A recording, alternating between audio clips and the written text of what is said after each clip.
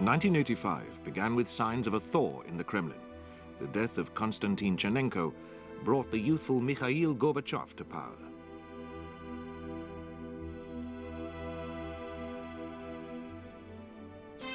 By the autumn, he was meeting President Reagan in Geneva amid growing hopes of an end to the Cold War.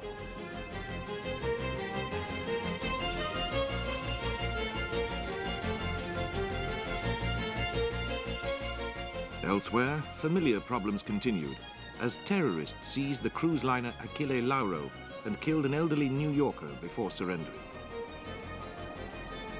The rest of the passengers were released unharmed, as were the 39 Americans held hostage for 16 days on a TWA airliner at Beirut.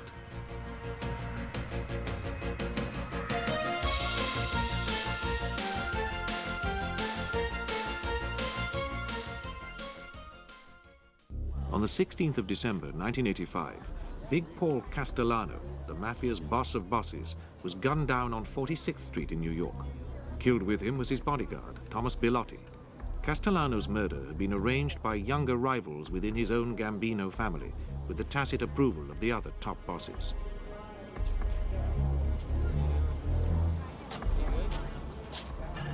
For Castellano was being prosecuted, along with the godfathers of the other main New York families, in what became known as the Commission Trial.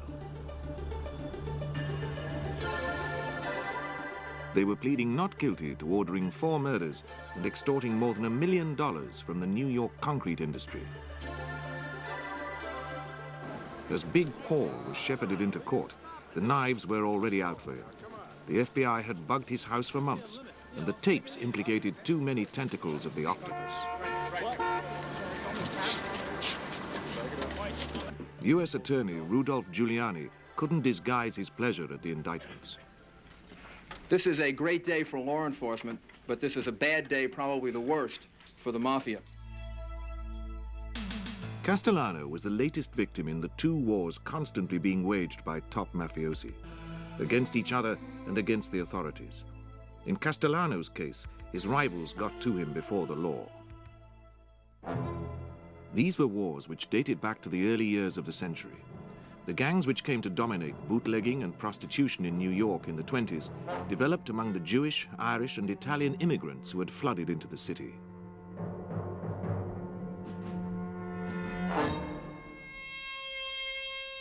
From Sicily came the mafia, bringing ruthless violence and demanding obsessive secrecy and loyalty from its followers.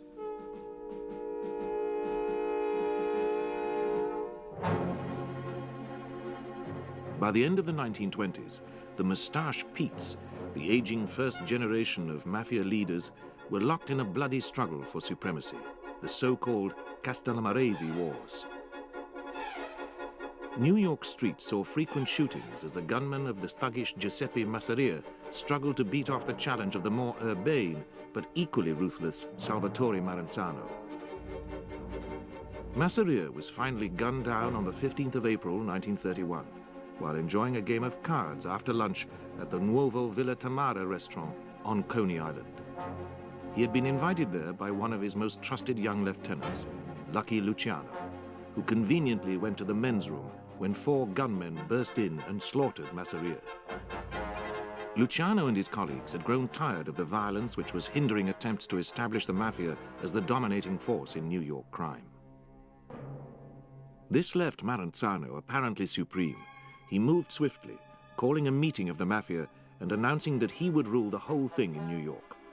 La Cosa Nostra, as he called it, would be divided into 5 families under him, led by capos, including Luciano.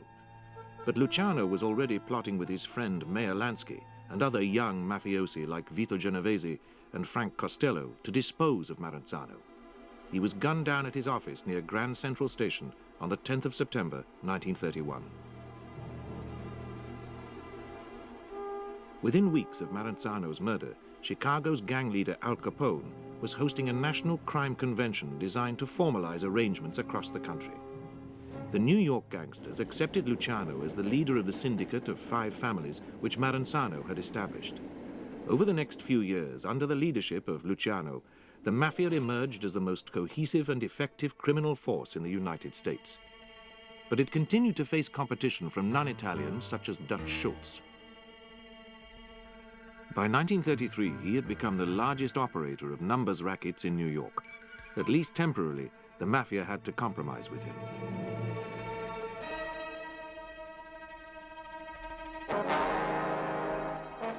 Other threats came from the authorities, now led by United States Attorney Thomas Dewey. When he started to put the pressure on Schultz, the Dutchman demanded that he be killed. The other bosses were appalled. Such an assassination would force the authorities to act decisively to break the Mafia. They decided instead that Dutch Schultz should be eliminated. On the 23rd of October 1935, gunmen burst into the Palace Chop House in Newark, New Jersey, shooting his bodyguards dead at the table. Schultz had gone to the men's room, but was gunned down there. He lingered on for several days before dying.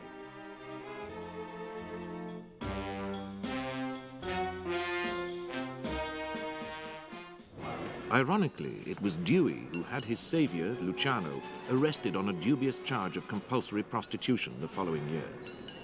He got him sent down for 30 to 50 years. Luciano continued to dominate the Mafia while in jail, working through his longtime associate, Mayor Lansky, who was emerging as the brains behind the mob, although as a Jew, he was never formally a member. Faced with a murder charge in 1937, Luciano's ally, Vito Genovese, fled to Italy, and Luciano himself, still an Italian citizen, also found himself back in the old country when he was deported in 1945. By the late 1940s, Frank Costello had emerged as the most powerful Mafia figure in New York, and it was he who became a reluctant star. You must have in your mind some things you've done that you can speak of to your credit as American citizen. If so, what are they? Paid by tax. It was these televised hearings of the Kefauver Committee in 1951 that first made New Yorkers aware of the real power of the Mafia. Costello himself preferred anonymity and bribery to violence, but on occasions he would use the services of Alberto Anastasia and Murder Incorporated. Among others grateful to these hired killers was Vito Genovese, back from Italy with all his murder witnesses neatly disposed of. Genovese was determined to reassert his control over the empire built up by Luciano, who had tried and failed to get back into the United States. Genovese began his bid for power by moving against a colleague of Costello's, who had been unfortunately talkative at the Kefauver hearings. After an argument, the syndicate bosses agreed that Willie Moretti must die. He was gunned down at Joe's Elbow Room on the 4th of October 1951. Over the next 5 years, Genovese prepared his final move. Frank Costello was the target. On the 2nd of May, 1957, Genovese sent a gunman to his apartment, but he only grazed Costello's head. Costello soon discreetly retired and lived until the age of 82. The hitman, Vincente Gigante, was to rise to greater heights. Vinny, did you give yourself up because you were afraid? No, you're crazy. Next, Albert Anastasia went for a haircut in the barbershop of the Park Sheraton Hotel. A gunman named Crazy Joe Gallo burst in and shot him. Genovese and Mayor Lansky, whom Anastasia had offended, were behind the hit, and they enabled Anastasia's underboss, Carlo Gambino, to take over his family. Genovese now called a conference to claim the role of boss of bosses. This get-together at Appalachian in upstate New York turned out to be a disaster for him. Intrigued by the sight of so many limousines, the local police set up roadblocks. They then detained 58 of the leading Mafia bosses. Genovese was humiliated and discredited. Within 6 months, he was indicted on a narcotics charge set up by Lansky and Costello. He got 15 years. There now appeared one of the most feared enemies of the mob, Robert Kennedy, then counsel to the Senate's McClellan Committee investigating racketeering, and later to become Attorney General. It was to the McClellan Committee in 1962 that Joseph Valachi, gunman for Maranzano, Luciano, and Genovese, broke his oath of silence and told all he knew about the Mafia. Genovese had put a contract on him, and Valachi was determined to get his revenge. He went on to explain that you lived by the gun and by the knife, and you died by the gun and by the knife. He demonstrated the swearing-in ceremony when he was made. He is... In other words, words, while you were repeating the words, you were burning the paper. Right. This is the way I burn if I expose this organization. And he took the senators through charts showing the organization of the families and showed his fear of what would happen to him. This is what I'm telling you, what I'm exposing to you and the press and everybody. This is my doom.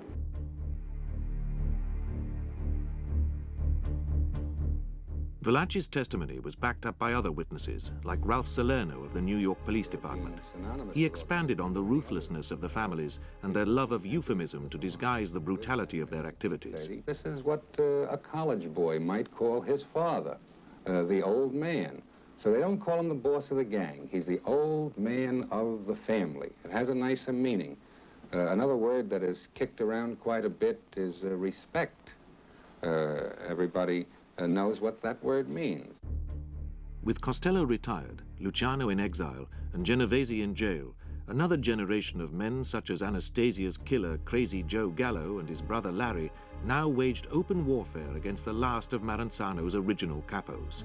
Men such as Joe Profaci, and after he died in 1962, Joseph Magliocco. But Magliocco's plots against other families were betrayed by his underboss, Joe Colombo, and he was installed in Magliocco's place.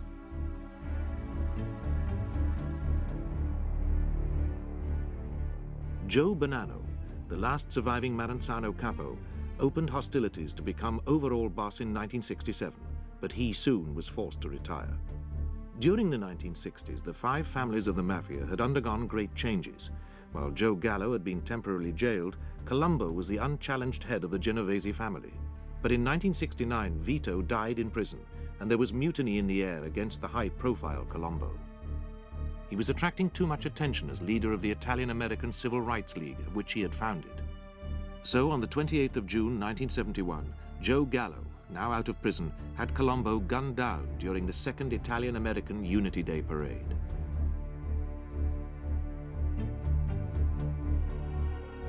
Retribution was not long in coming. Within a year, Crazy Joe Gallo made the mistake of dining in Little Italy. In the finest traditions of gangland executions, a lone gunman burst into the restaurant. Gallo took 2 slugs in his body, staggered out into the street, and died. His sister stood over his coffin and vowed, "The streets are going to run with blood, Joey." They did. At least 27 people, many of them innocent bystanders, died in New York in the next few weeks. A portent of the future came after the kidnapping and murder in 1972 of the nephew of Carlo Gambino. One of the kidnappers, James McBratney, ended up dead on the floor of Snoop's bar. The man who put him there was John Gotti. Despite previous convictions, he had pleaded self-defense and got only 2 years. The grateful head of his family, Carlo Gambino, had become the most important of the new generation of bosses. A man of ruthless cunning, he shunned publicity and survived both heart problems and a contract taken out on him in the 1960s to reach the top.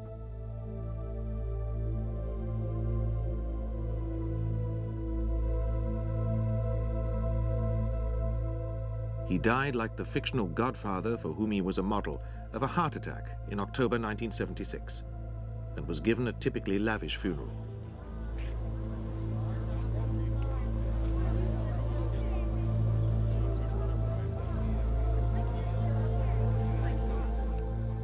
Shortly before his death, Gambino had named his cousin Paul Castellano head of the family, and Big Paul was soon faced with the ambitious Carmine Galanti, now head of the Bonanno family. This was neatly solved in the garden of a Brooklyn restaurant one July day in 1979. The 69-year-old Galanti, who had only been paroled from a 20-year sentence in 1974, died with his cigar in his mouth.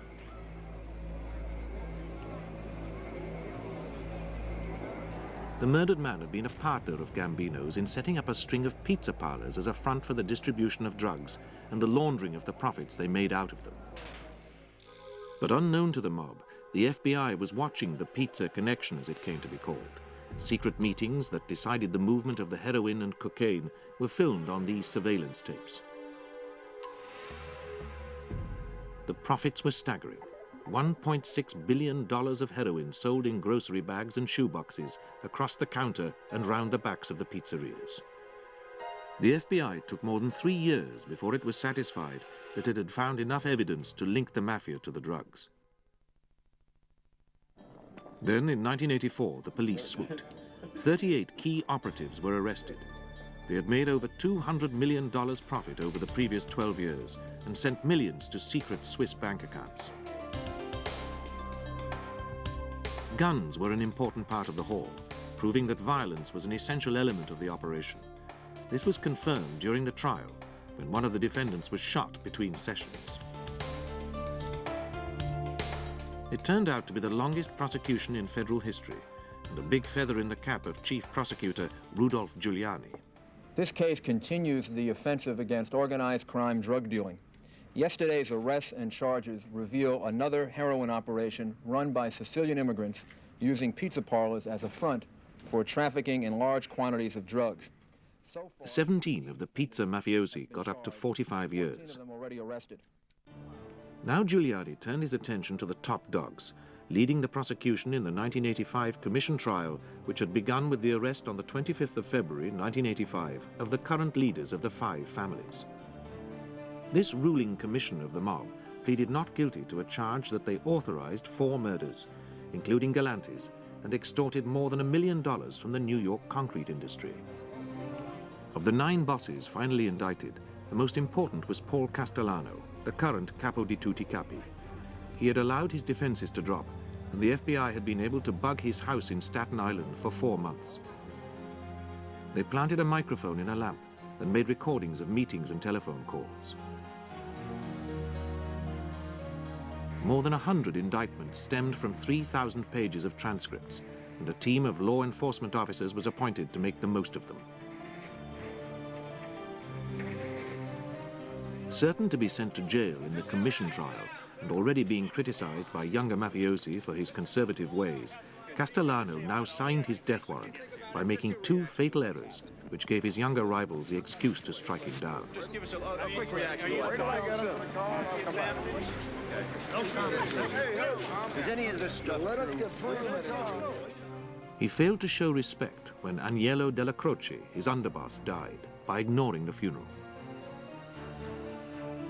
Then he appointed his driver, Tommy Bilotti, underboss above more senior gangsters. On the 16th of December, Castellano and Tommy Bilotti emerged from his Lincoln Continental to eat dinner at Sparks Steakhouse.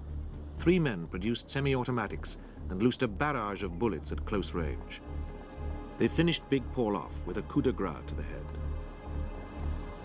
For Rudolph Giuliani, the commission trial ended with one of the most complete victories of the authorities in the war against the mob.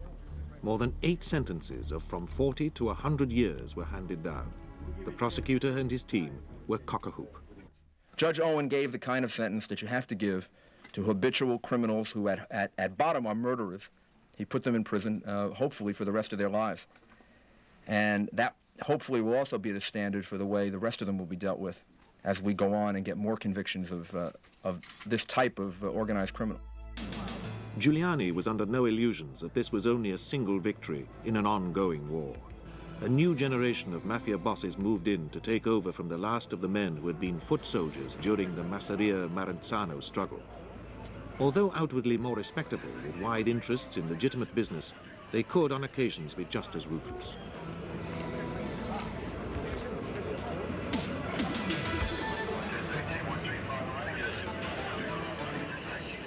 John Gotti, who took over Paul Castellano's family, soon became known as the Teflon Don, because no charges could be made to stick. On the government's 3rd attempt in January 1990, he was charged with having Union leader John O'Connor shot and wounded, in revenge for O'Connor having this Gambino restaurant smashed up. During the 2-week trial, the jury heard damning testimony.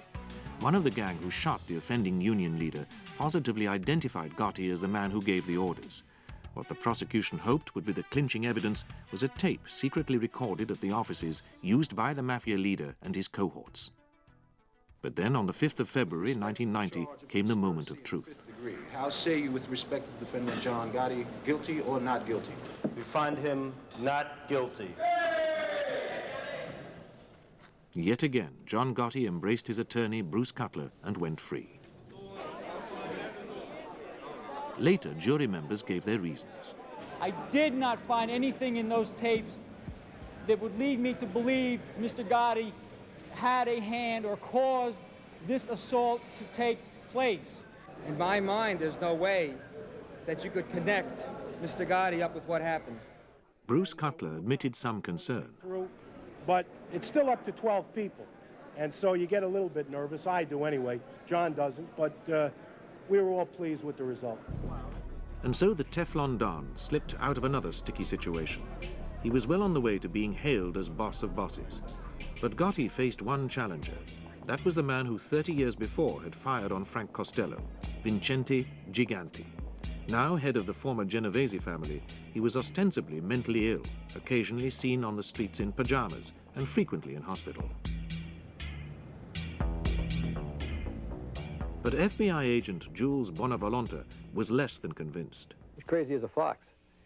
He has played this game for many years. And Colonel Clinton Pagano of the New Jersey State Police was equally convinced that Giganti was keeping up a facade. Smart man would be smart enough to act a little crazy. Their suspicions seem well-founded when one watches this surveillance film of a normally dressed Giganti leaving his million-dollar townhouse off Park Avenue.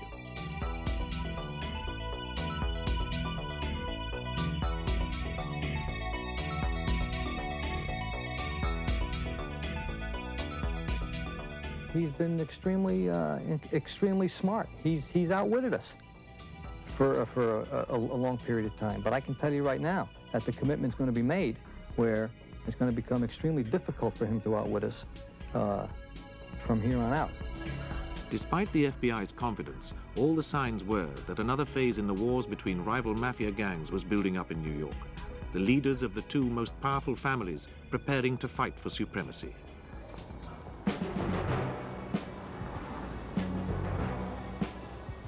But then the other player in the drama intervened again.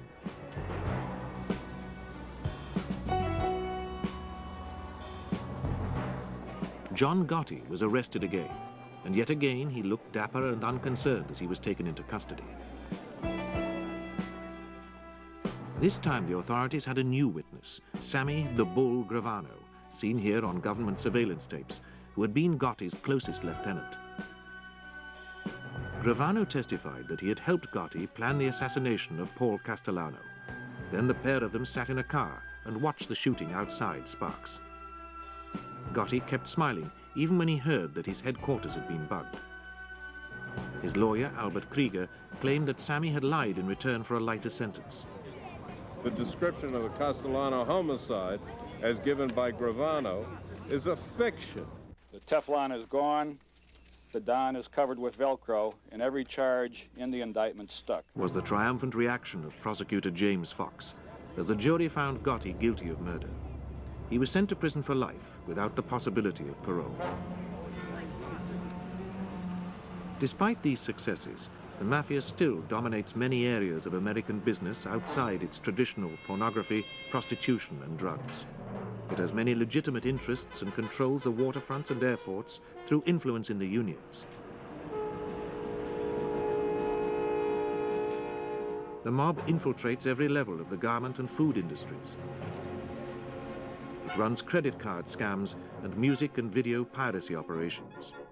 Despite a facade of respectability, one must never forget the reality of the Mafia.